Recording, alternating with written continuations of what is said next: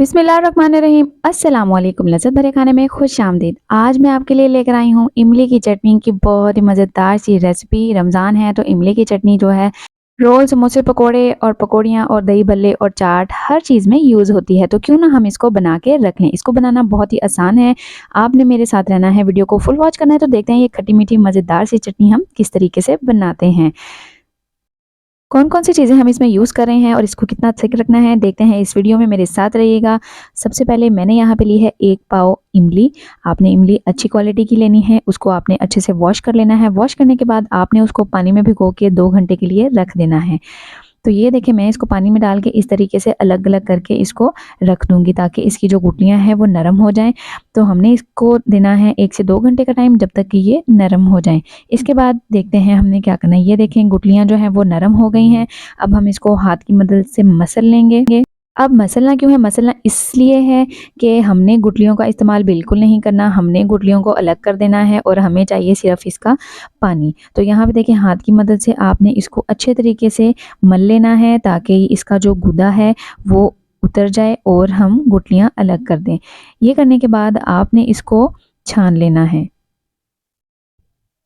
इसको बनाना बिल्कुल आसान है, बिल्कुल भी मुश्किल नहीं है, बस आपने इसको अलग कर लेना है। अगर आप गुठलियाँ इसके साथ करेंगे तो जो चटनी है वो हो जाएगी हमारी थोड़ी-सी कड़वी-कड़वी और गुठलियाँ जो हैं वो बिल्कुल भी अच्छी नहीं लगती। इस तरीके से आपने गुठलियों को अलग कर लेना है। छान के आप इनको अलग कर लें और ये वाला पानी हमें चाहिए। इसको अब हम रख देंगे चूल्हे पे। बॉयल आने तक हम इसको पकाएँगे और इसके बाद हम इसमें डाल देंगे बाकी तमाम चीज़ें। 1 कप मैं चीनी का यूज़ कर रही हूँ। चीनी डालने के बाद हम इसको मिक्स करेंगे और चीनी ने भी अपना पानी छोड़ना है, तो आपने इसके अंदर चम्मच हिलाते रहना है और देखना है कि बॉयल इसको ज़्यादा ना आ जाए।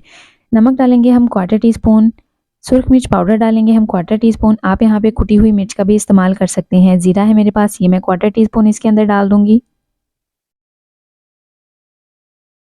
ये तमाम चीज़ें डालने के बाद आपने इसको कर लेना है मिक्स। और ये चटनी बहुत ही मज़ेदार बनने वाली है। आपने चम्मच हिलाते रहना है ताकि जब बॉयल आए तो ये जो है वो नीचे ना गिरे।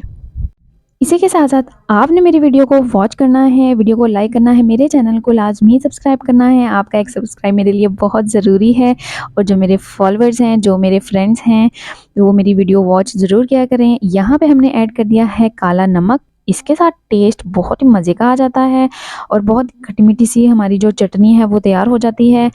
और मिर्च जो है, मिर्च की मदद से ये थोड़ी-सी तीखी भी हो जाएगी, तो जो कि रोल, समोसे और पकौड़ों के साथ बहुत ही मज़े की लगती है। आपने इसको पका लेना है और इसकी कंसिस्टेंसी आप देख सकते हैं ये कितनी है। इससे ज़्यादा आपने इसको थिक नहीं करना। अगर आप थिक करेंगे तो ये बहुत ही थिक हो जाएगी, जो कि हमें नहीं चाहिए। अभी इसने ठंडा होना है, ठंडा होकर ये और थिक हो जाएगी। तो अब हम वेट करते हैं इसके ठंडे होने का, ठंडे होने पे हम मिलते हैं। तो चलें जी, यहाँ पे इसको ठंडा होते हुए घंटा गुज़र गया है और ये ठंडी हो गई है और आप देख सकते हैं कि ये कितनी थिक है। आप अपनी ज़रूरत के मुताबिक और अपने हिसाब से इसको थिक रख सकते हैं, लेकिन ये वाली कंसिस्टेंसी बिल्कुल परफेक्ट है। अब हम इसको अंडेल लेंगे बाउल में और यहाँ पे देखिए हमारी चटनी हो गई है रेडी। तो आप इसको रमज़ान में फ्रूट चाट के ऊपर, दही बड़ों के ऊपर और रोल, समोसे, पकोड़े इनके साथ इस्तेमाल कर सकते हैं।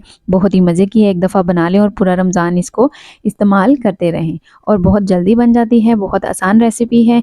इसी के साथ-साथ आपने मेरी वीडियो को लाइक, सब्सक्राइब और शेयर करना है और नेक्स्ट वीडियो तक के लिए अल्लाह हाफ़िज़, फिर मिलेंगे।